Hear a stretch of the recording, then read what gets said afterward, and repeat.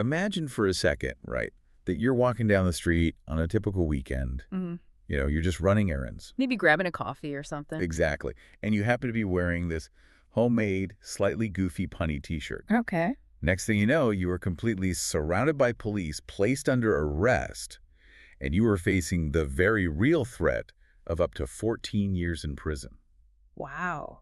14 years. Yeah, 14 years under severe counterterrorism laws. I mean, it sounds like a heavy-handed plot from a dystopian novel. It really does. But what happens when that exact scenario plays out in a modern democracy? Like, how does a country actually draw the line between civil disobedience, severe property damage, and literal terrorism? It's a question that, honestly, it completely challenges the foundation of how society manages protest, especially in an era of globalized conflict. Welcome to today's Deep Dive. Our mission today is to unpack this massive, highly detailed Wikipedia article regarding a UK-based direct action group called Palestine Action. Over the last few years, and culminating right now in early 2026, this group has been at the absolute center of a historic, ongoing legal earthquake in the UK regarding free speech and terrorism laws. It's a huge case. It is. And we've got a thick stack of sources detailing their specific tactics, the government's unprecedented response, and the massive civil liberties backlash that followed all of it. And just a really quick but crucial note for you listening before we dive in. Because the source material involves the highly politically charged ongoing conflict in Gaza and Israel, we are putting our personal opinions entirely aside today. Absolutely, entirely aside. We aren't here to take sides. We aren't endorsing any viewpoints or making judgments on the underlying conflict. We are strictly acting as impartial guides.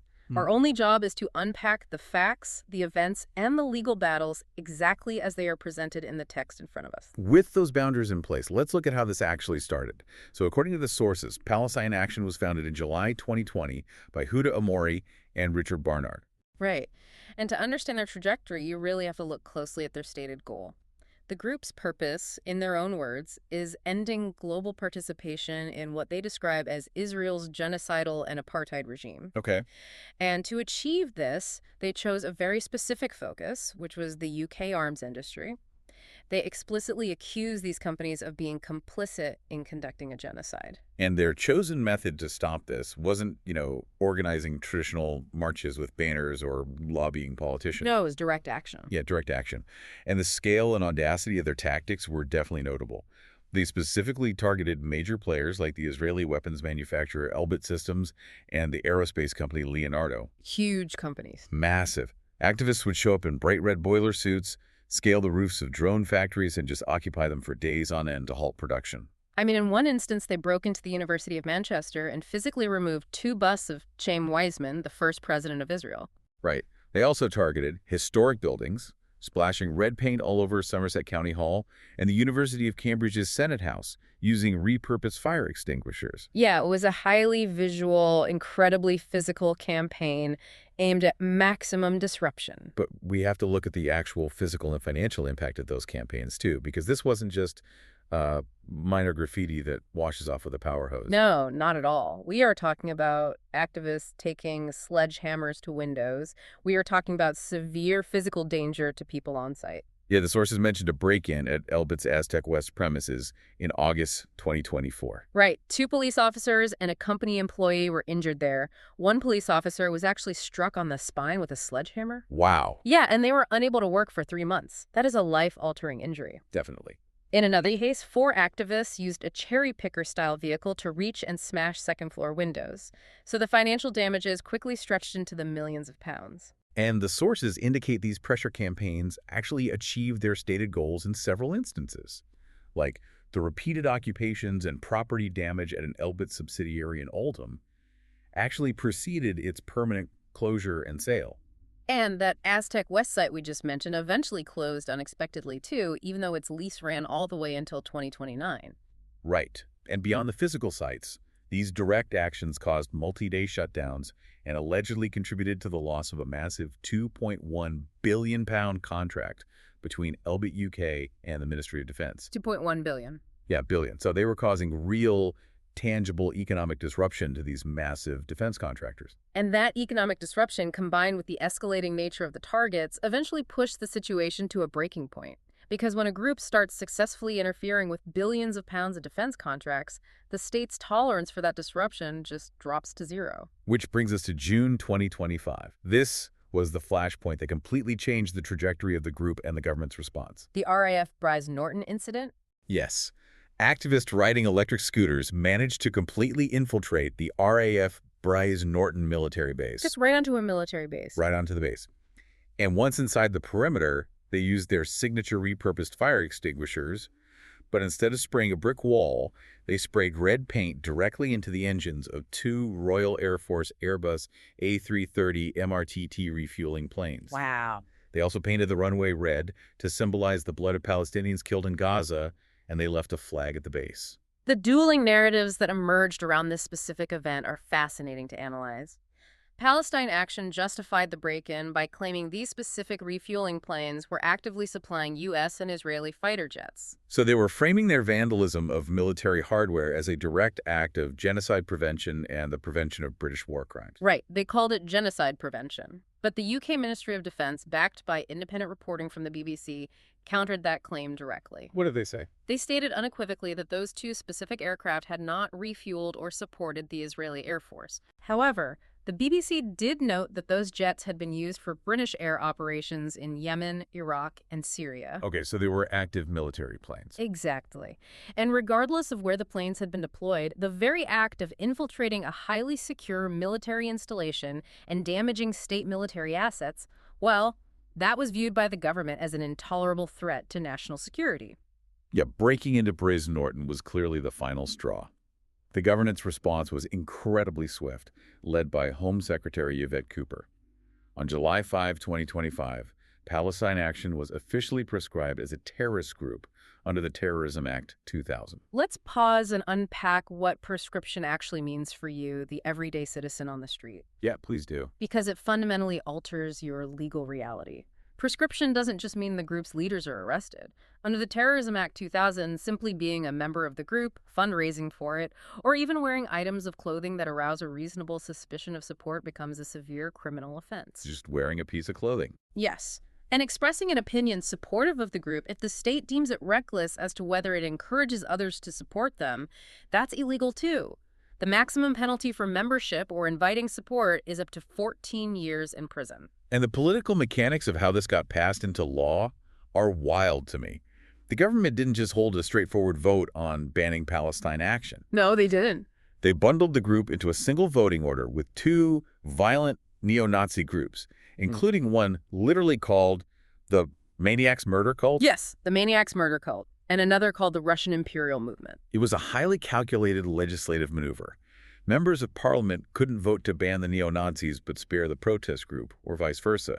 They had to ban all three simultaneously or none at all. Which is crazy. And this move faced heavy criticism in the House of Lords. Baroness Jones openly called it a sneaky way to force the vote through because it put immense political pressure on MPs. I mean, nobody wants to be the politician who votes against banning a group called the Maniacs Murder Cult. Exactly. And the strategy worked perfectly. The House of Commons voted 385 to 26 in favor of prescription. The fallout from that vote was immediate. It triggered a massive wave of arrests that really demonstrates how broadly counterterrorism laws can sweep up the general public. Between July and November 2025, over 2,545 individuals were arrested by British police. Over 2,500 people. Yes. And the vast majority of these people weren't scaling buildings or holding sledgehammers. Most of them were arrested simply for holding cardboard signs at protests that read, "I oppose genocide. I support Palestine Action." Right. We even have that absurd example from the source text of a man being arrested and eventually de-arrested simply for wearing a mocking T-shirt that said Plasticine Action. The punny T-shirt you mentioned at the start. Yeah. Imagine the sheer amount of police paperwork and taxpayer money generated over a plasticine pun. But it completely changed the landscape of public demonstration. You could just be swept up in a terror raid for a joke. And that sweeping action came with a staggering financial cost to the public. Just policing the ban over a single 4-day period cost the Metropolitan Police over £8.73 million. Almost £9 million in 4 days. Yeah. When you factor in the long-term investigation and casework costs, the total quickly exceeded £10 million. Wow. The strain on the justice system was immense. Internal reports suggested they were preparing for over 400 trials, taking up 200 full days of court time just to process the supporters who had been holding signs or wearing T-shirts. I mean, you can't just arrest 2,500 people for holding cardboard signs without triggering a massive civil liberties backlash. You really can't. The pushback from human rights organizations was fierce and immediate.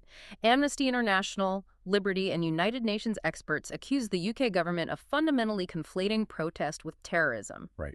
Amnesty called it an unprecedented legal overreach. They argued that the UK's definition of terrorism was becoming dangerously broad compared to other democratic nations.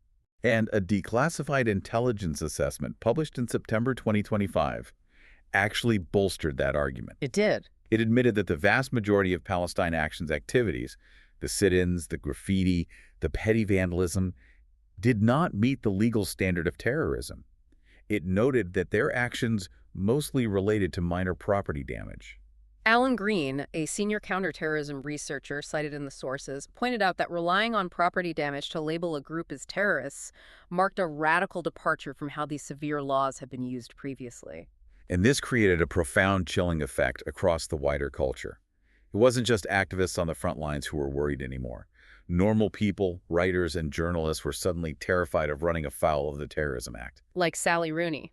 Yeah, the acclaimed author Sally Rooney actually provided a witness statement saying she genuinely feared her books would be pulled from UK shelves. Because she had publicly pledged support for Palestine Action before the ban. Exactly. She was worried it could theoretically be illegal for her British publishers or the BBC to pay her royalties, just on the suspicion she might use that money to support the newly proscribed group. That's a huge chilling effect on free speech. It is. And the prominent journalist Owen Jones had to write a column in The Guardian, carefully stating, right up front, that he wasn't supporting the group, just so he could report on the situation without risking 14 years in prison. But while high-profile writers were worrying about their publishing contracts and columns, the human toll inside the UK prison system was escalating dramatically for the activists who were actually locked up. Right, we have to talk about the Filton 18. This was a group of activists arrested following a raid on an Albit Systems headquarters in Bristol. Some of these individuals faced pre-trial detention that stretched far beyond a year. To put that in legal context, the usual custody time limit in the UK before a trial must begin is 6 months. 6 months. Yes. These individuals were being held in maximum security conditions for double that time without having faced a jury or been convicted of a crime. And the psychological and physical toll of that indefinite detention sparked the Prisoners for Palestine hunger strikes. Activists in multiple high-security prisons like Belmarsh, Whitemoor, and Franklin refused food. And this wasn't a symbolic weekend fast. No, some of these prisoners refused food for an agonizing 73 days. 73 days. Going 73 days without food causes catastrophic, often irreversible damage to the human body. It does. The sheer desperation of that situation drew major international attention. Even Greta Thunberg traveled to London in December 2025 to protest in solidarity with the hunger strikers. And she ended up getting arrested by London police as well. She did, which brings us to a critical juncture in the timeline. The formal Organization of Palestine Action had dissolved following the ban, advising its supporters to stay safe. But the monumental legal fight over whether that initial ban was actually lawful was just getting started. Let's jump to the legal earthquake that brings us right up to the present day, early 2026. Huda Amori, the co-founder of the group, took the UK government to the High Court to challenge the prescription. But right before the trial started, there was a highly controversial procedural moment. The original judge, Mr. Justice Chamberlain, who had initially granted permission for the appeal, was inexplicably removed from the case without any rationale provided to the public. Yeah, he was replaced by a 3-judge panel consisting of Dame Victoria Sharp, Mrs. Justice Stein, and Mr. Justice Swift. Campaigners and legal observers immediately raised red flags about this sudden switch. Groups like Defend Our Juries noted that Justices Stein and Swift had historically ruled in favor of government interests in protest cases. And even more concerning to the activists, Dame Sharp's brother reportedly had financial interests in the very defense companies Palestine Action had been targeting. That's a huge conflict of interest. It set the stage for a highly tense, suspicious legal battle. And the hearing itself was incredibly dramatic, highlighting the strange nature of national security trials. How so? On the final day, the courtroom was actually closed to the public so government lawyers could present confidential, secret evidence. So no one could see what they were arguing. Exactly. Amori's own legal team had to leave the room. She was instead represented by a special advocate. Now, a special advocate is a state-appointed lawyer who is allowed to see the secret government evidence, but they are legally forbidden from communicating with the person they are representing about what that evidence actually is. Wow. It makes mounting a defense incredibly difficult. Extremely. But despite all of those hurdles, the secret evidence, the special advocate, the controversial judge panel, the High Court delivered an absolute bombshell verdict on February 13th, 2026.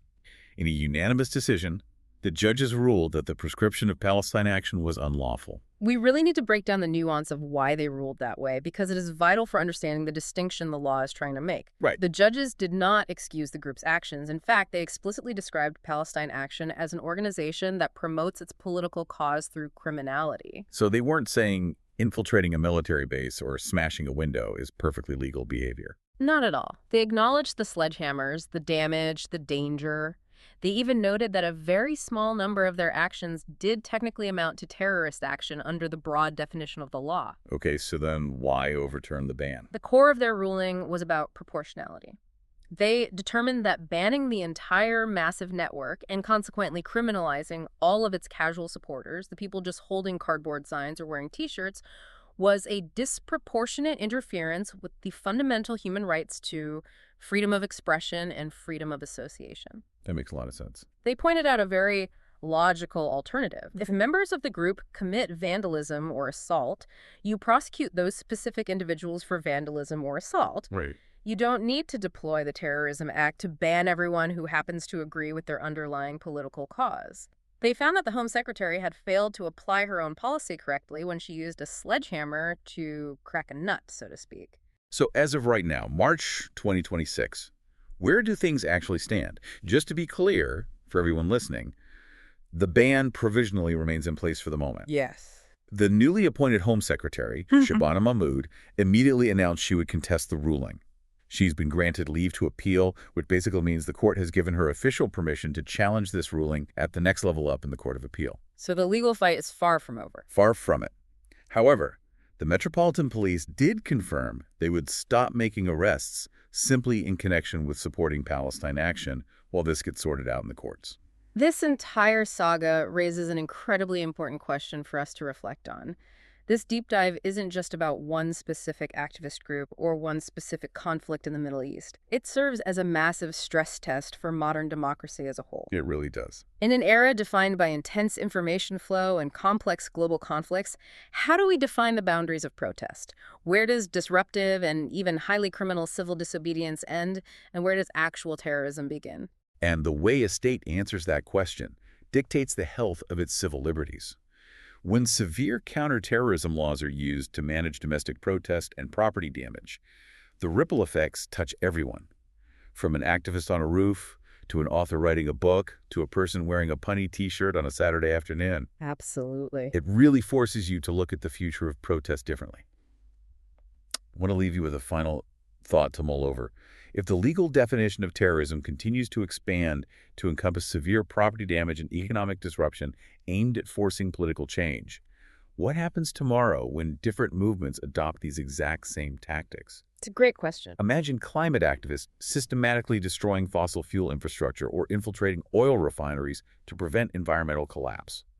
Under the precedents debated in this case, will environmental groups be classified alongside violent terror cells? Yeah. And taking it back even further, if today's anti-terror laws existed a century ago, would the suffragettes, who famously smashed windows and set fires to secure women the right to vote, have been locked away for 14 years as a proscribed terrorist organization? It's a heavy question about the future of dissent, but one we all definitely need to be asking. It is. Thank you so much for joining us on this deep dive. Thank you for listening.